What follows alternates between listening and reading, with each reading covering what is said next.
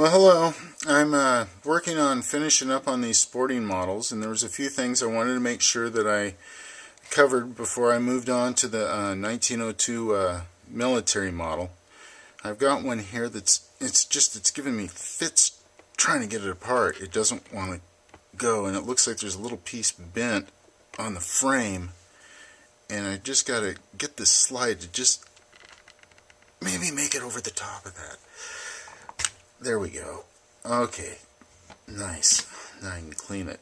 Oh man, some of these are they're definitely in need of cleaning. Anyhow, the 1902 Sporting. Now the reason it was called the Sporting is they wanted to avoid any confusion with the military model, and it's basically a refined version of the Colt automatic pistol, which was the name of the model 1900. That was what Colt officially called it. And some technical points about this is it's 2 pounds 3 ounces, 9-inch overall length, 6-inch barrel. It holds 7 rounds of the 38 ACP, and the military model, of course, with a slightly longer frame, holds 8 rounds. And we'll get into the military model when I'm working on those. They're a little bit different.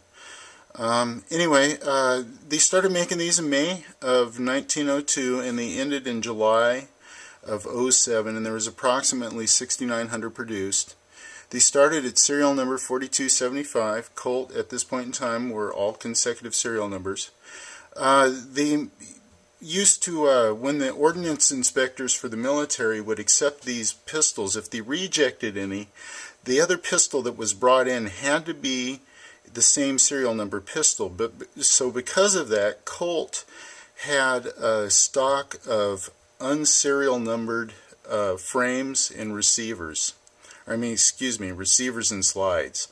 And anyhow, they would take the other pistol that wasn't accepted by the ordnance inspector, and they would destroy that one, and they would replace it, stamp it with the same serial number, and that way they were able to keep their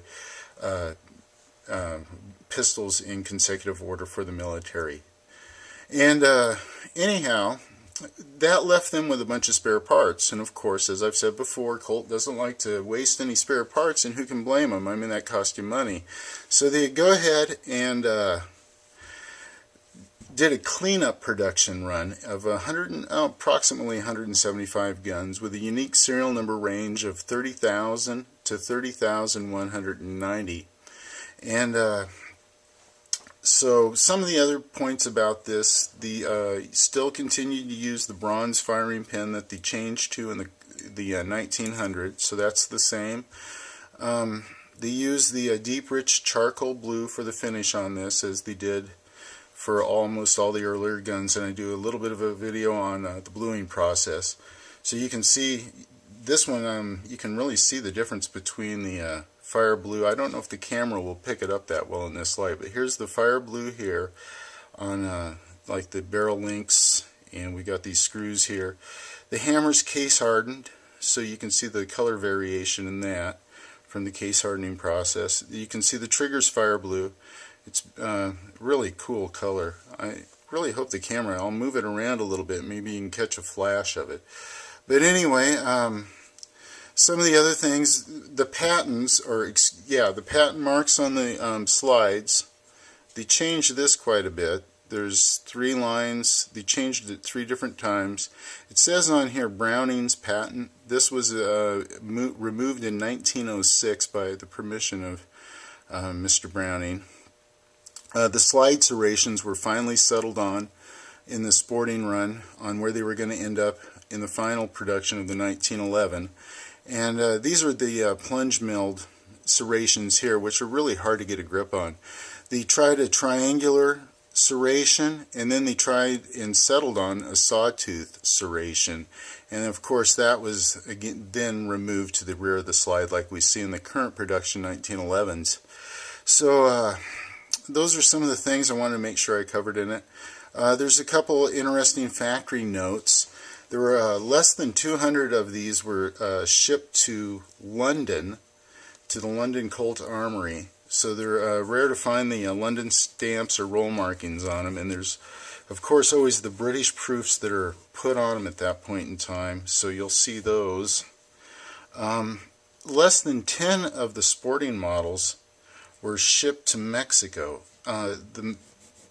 Mexico seemed to prefer the military model, so that was an interesting footnote that the Colt researcher Douglas Sheldon pointed out in his book. So those are some of the interesting notes that are on the Colt sporting model. So now we'll probably won't do anything else on this, and we'll move on to the military and do a short video on those as I continue to work my way through trying to clean these pistols and get them to where they'll be able to sit for another 20 years without too much worry. They won't sit that long. They get wiped down pretty periodically, actually, just not broken down very often, as you can see. There's some heavy oil in there. Oh well, until next time, hey, I wanted to say thank you to everybody that's watching and everybody that's been subscribing as I'm starting to do these.